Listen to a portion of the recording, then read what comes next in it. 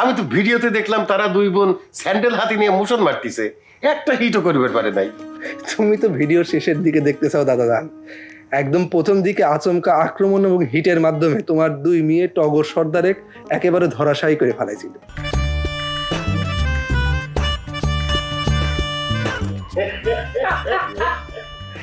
বাহ ভাই বাহ, তোর যে কি বলে ধন্যবাদ দেবো সেই ভাষা আমি খুঁজে পাচ্ছি না। না রাব্বা, ধন্যবাদ দেওয়ার কোনো দরকার নেই। তুমি রাজের দোয়া করে দাও, সে জানি আমার গানে এই বিশ্বের বাণী মুখ বুঝো। অবশ্যই দোয়া করি। আমি তো আগেই কইছিলাম আমাদের বিশ্বাস বাড়ির ভবিষ্যৎ নেতা। সাহেব বিশেষ সর্দার বাড়ির সায়স্তা তার জন্য পরিকল্পনা করে বেড়াচ্ছে, আর রাজ বিশ্বের অলরেডি সায়স্তা করি তবে হাতে করে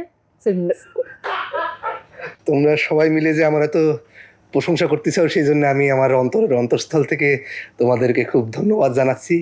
কিন্তু এই বিজয়ের ক্রেডিটটা আমি পুরোপুরি আমার নিজের উপর লিবার পারতেছি না। এই অপারেশনের মূল দুই হিটার কিন্তু দাদাজান আপনার দুই মেয়ে। কি করছ? আমি তো ভিডিওতে দেখলাম তারা দুই বোন স্যান্ডেল হাতে নিয়ে মোশন মারতিছে, একটা হিটও করবে পারে নাই। তুমি তো ভিডিওর শেষের দিকে দেখতে চাও দাদাজান। একদম প্রথম দিকে আচমকা আক্রমণ এবং হিটের মাধ্যমে তোমার দুই মেয়ে টগর সর্দারে একেবারে ধরাশায়ী করে ফেলাইছিল। তাই নাকি? হ্যাঁ, তোরা দুই বোন তো আমার ছাতি 2 ইঞ্চি বাড়ায় দিল। হ্যাঁ, তোরে নিয়ে তো আমি খুব গর্বিত। আব্বা, আজকে আমরা যেটুকু করেছি সবটুকু কিন্তু বড় আপার কৃতিত্ব। বড় আপারে দেখি আমরা তো সাহসী হয়েছি। ছোট আপা ঠিক কথাই কইছে। ছোটবেলায় বড় আপা যখন ওই গোলাপ সর্দারে মারিছিল, তখন থেকেই আমি মনে মনে ঠিক করেছিলাম আমিও বড় হয়ে বড় আপার মতো সাহসী হব, আর ওই সর্দার বাড়ির বেটাক মারবো। আব্বা, আমার সালটা কিসের জন্য একটু ফাইটার এলো না রাজের মতো? ওর মাথাটা খাইছে ওই যে রবিনহুড এসে। আমি বুঝবার পারি না, একটা যুবক সওয়াল তার ভিতরে রাগ থাকবি না, এটা কোনো কথা?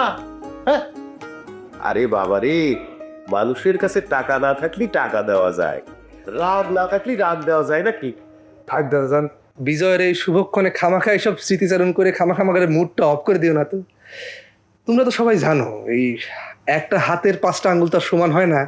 একটা ধরো একটু দুর্বল হয়, একটা ধরো একটু বেশি শক্তিশালী হয়। আর এই ধরো এই দুর্বলটা ধরো যে শাহজাদা, আর এই শক্তিশালীটা ধরো আমি। তোমরা সকলে যদি চাও তাহলে কিন্তু আমি শাহজাদাকে একটা ফাইটের ট্রেনিং দিতে পারি। তোমরা ওর সাথে কথা বলে দেখতে পারো। আমি তো ফ্রি থাকি, আমার সাথে ওর একটু শরীর চর্চা করলো, একটু ফাইট আমি ওকে শিখিয়ে দিলাম। আর আমি যথাসাধ্য চেষ্টা করব ওর ভিতর যাতে রাগটা আমি রাগের বীজটা যেন আমি বুনে দিতে পারি, এবং আমরা তখন দুই ভাই একসাথে ফাইট করলাম। এটা খুব কিন্তু একটা সুন্দর একটা বিষয় হয়ে যায়। ওরে ভাই, আমি তো এই কথাটাই খুবই চাচ্ছিলাম যে তুই ওর একটু ট্রেনিং দে। হ্যাঁ, ভালোই হয়ে গেল। তুই একটু ওরে শিখা।